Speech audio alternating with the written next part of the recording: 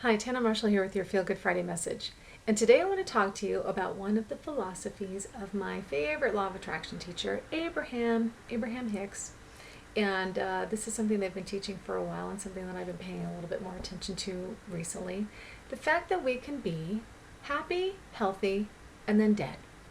And it may sound a little bit morbid, but what it means is we can be happy and healthy in our lives, and then when our spirit is ready to go and leave our body, you can just go. There is no need for some big long decline in your health where you become disabled and you lose your memory, and that is not natural. It does not need to happen, and we have this pervasive belief in the society today that it's inevitable. Trust me, it is not. So I want you to start thinking about how you want to live your life throughout your whole life until the end of your life. I know this is what I want, and this is what I intend on happening. I think I just want to go in my sleep. But this is something that I've actually had conversations with my mom about. Now, my father, he had the kind of decline. He had some big things happen that knocked him down a few notches health-wise, and then he kind of came back and he was steady, and then he had other things happen, and towards the end we knew that he was on this rapid decline. So we were able to take advantage of that time with him. We had a hospital bed, we had hospice care and all that kind of thing, but there was the decline, and his body was uncomfortable and it was slowly shutting down, and the last few days of his life he was unconscious because we had to give him so much morphine. So I'm sure that you, like me, I would rather be conscious and enjoying my life every moment up until I'm done. And I want to share with you an interesting fact that came from Dr. Christiane Northrup's new book, Goddesses Never Age. She has taken some information from Dr. Mario Martinez, who's done a study of the blue zones on the planet, which is these concentrated areas where there are a lot of people who live to be 100 and older, and not just live that age, but they're happy and healthy. And they all have many characteristics in common. I'm just going to share one of them with you today because I think it's so great. These happy, healthy centenarians around the world usually die one of three ways. This is so great. Number one, in their sleep. Number two, making love. Who wouldn't want to go that way? I don't want my husband to go that way, but whatever, that's a whole other thing. And number three, falling off a horse. So these people are still active in riding horses and living their lives.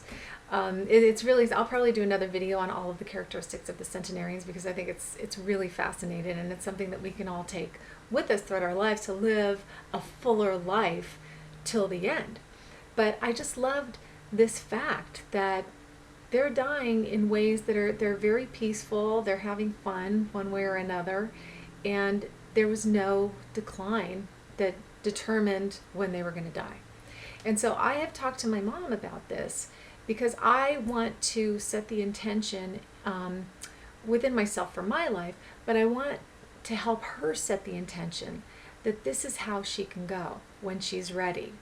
And because of the way that I have been caring for her for the past 5 years full time, but I've been living with her since my dad died for the past 12 years, she's got a really great baseline as far as her health and her happiness level.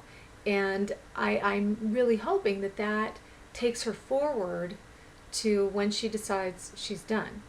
And I have said to her, you don't need to have some big decline. You don't need to get sick. You don't need to fall. You don't need to break a hip. And, I don't want to actually put all these ideas in her head, but I've just basically said to her, you don't have to have this big decline in your health. You can stay the way you are right now, which is happy and healthy. And then you can just decide, okay, I'm done, and go to sleep. And we talk about it once in a while because I really want it to get into her subconscious, because when it sinks in there, this is what will manifest for her. So I'm trying to help her live the fullest life possible and then leave as easily and peacefully as possible when she's ready. And so whenever we talk about this, she says, oh, that sounds really good. And I said, well, great, then that's what will happen for you. You just decide when you are done. And you're like, okay, I'm ready to go. So we'll see how that plays out. I'm sure I am not looking forward to the videos that I have to do after that happens, but I will share the experience with you when that time comes, and hopefully it will play out in a way that is just easy and pleasant for her, because that's my intention with that. And that's what I just want you to intend for yourself. Live a happy, healthy life, knowing that when your spirit is done, you'll just boop, you'll be done. And if you have a problem, if you're uncomfortable talking about death, I apologize, because I don't. I like talking about it and kind of getting things out of the way, because one of the things with my dad was, when he was going through all these ups and downs with his health, he kept changing his mind about what he wanted done with himself after he was gone. We knew he wanted to be cremated, but he kept changing his mind. He's like, I want to be scattered in the ocean. No, the ocean's too cold. I don't know what I want. And there were times when he was in the hospital and unconscious, and we couldn't ask him. And so one of those times where he kind of came out of it and he was totally coherent, I was like, okay, you need to tell me what you want now so we can make sure that we do it. And he told me. So part of him went in the ocean. We threw in a thing of salt because he loved salt, and we threw in a TV remote control because, he always had one in his hands. And then we took part of his ashes and we scattered it over his parents' grave, which is at the Veterans Cemetery in Los Angeles. My father was in World War II. His father was in World War I. So we scattered some of his ashes there. My grandparents are buried together. And then I have a little bottle of my daddy to go in with my mom, because my mom's going to be cremated and go into a niche with her parents and her sister. So I have that, so I'm going to put some of his ashes in with her ashes, so they'll kind of be together, and then I'm going to keep some for myself too.